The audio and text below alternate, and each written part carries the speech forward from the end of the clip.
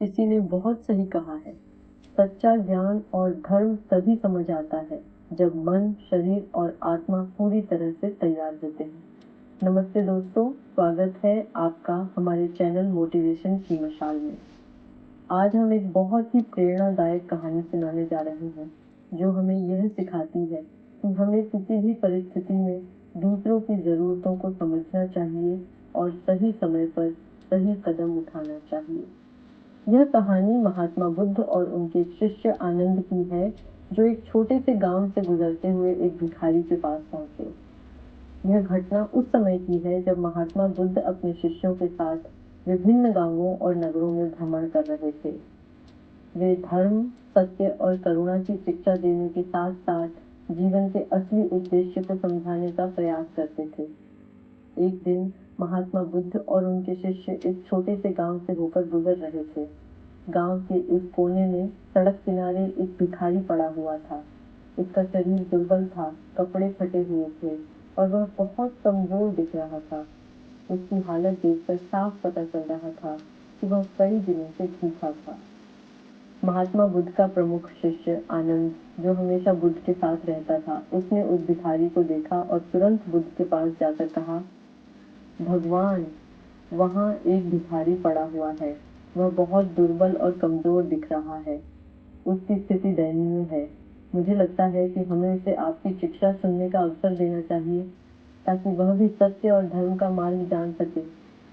आनंद की बात सुनकर महात्मा बुद्ध मुस्कुराए और बोले, आओ हम उस भिखारी के पास चलते हैं। जब वे भिखारी के पास पहुंचे तो उसकी स्थिति और भी खराब नजर आई। उसका शरीर कंकाल की तरह हो चुका था और उसकी आंखों में जीवन की कोई चमक नहीं थी। वह इतनी कमजोरी में था कि बैठने के लिए भी संघर्ष कर रहा था। आनंद ने सोचा कि अब बुद्ध उसे धर्म का उपदेश देंगे, ताकि वह अपने जीवन का उद्देश्य समझ सके। लेकिन बुद्ध ने कुछ और ही सोचा। उन्होंने अपने शिष्यों से कहा, पहले इस भिखारी के लिए भोजन का प्रबंध करो। शिष्य थोड़े हैरान हुए, क्योंकि वे समझ रहे थे कि बुद्ध उसे उपदेश देंगे, लेकिन बुद्ध ने सबसे पहले उसके भोजन की चिंता की।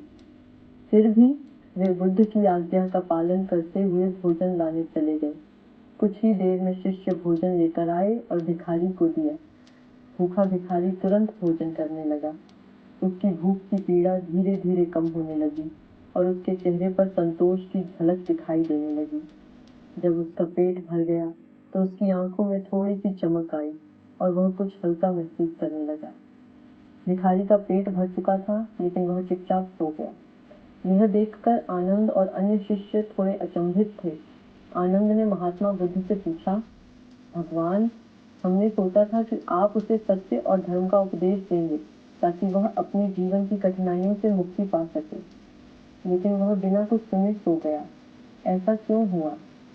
महात्मा बुद्ध ने आनंद की ओर देखा और शांति से कहा, आनंद, इस भिखारी के लिए सबसे जरूरी था कि इसका पेट भरे।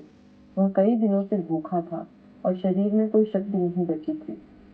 जब कोई व्यक्ति भूखा होता है तो उसका मन और मस्तिष्क ठीक से काम नहीं कर सकते। उसकी सारी ऊर्जा सिर्फ अपनी भूख को शांत करने में लग जाती है। उपदेश सुनने के लिए उसके पास कोई मानसिक स्थिति नहीं होती। सबसे पहले उसकी बुनियादी जरूरत को पूरा करना था। बुद्ध ने आगे समझाया, आनंद, भूख से परेशान व्यक्ति किसी और चीज पर ध्यान केंद्रित नहीं कर सकता। इसलिए हमें पहले लोगों की बुनियादी जरूरतों को पूरा करना चाहिए। जब उनका पेट भर जाए और शरीर में ताकत आ जाए, तभी वे हमारे शब्दों और उपदेशों को समझने के लिए तैयार होंगे। महात्मा बुद्ध की यह बात हमें एक गहरी शिक्षा देती है। उन्होंने बताया कि पहले हमें दूसरों की शारीरिक और मानसिक जरूरतों को समझना चाहिए। जब वे शारीरिक रूप से मजबूत होते हैं, तभी वे आध्यात्मिक और मानसिक रूप से भी अपने जीवन के गहरे अर्थ को समझ सकते हैं। दोस्तों, इस कहानी से हमें यह सीखने को मिलता है कि कभी भी किसी की समस्याओं का हल उसकी जरूरतों को समझकर ही निकलता है। हमें हर किसी की परिस्थिति को समझना चाहिए और सही समय पर उनकी मदद करनी चाहिए। ध्यान रखें, कोई भी उपदेश या ज्ञान तब तक असरदार नहीं हो सकता जब तक किसी के पास बुनियादी चीजें पूरी न हो। अगर आपको यह कहानी पसंद आई हो तो लाइक करें ताकि हमें पता चले कि आपको यह कहानी कैसी लगी। सब्सक्राइब करें ताकि आप और भी प्रेरणादायक कहानियाँ और कंटेंट पा सकें। शेयर करें इस कहानी को अपने दोस्तों और परिवार के साथ ताकि यह प्रेरणा और लोगों तक पहुंचे। कमेंट करें कि आपको यह कहानी कैसी लगी और क्या आपने कभी किसी की बुनियादी ज़रूरतों को पहले समझा है। आपका समर्थन हमें और बेहतर कंटेंट बनाने के लिए प्रेरित करता है।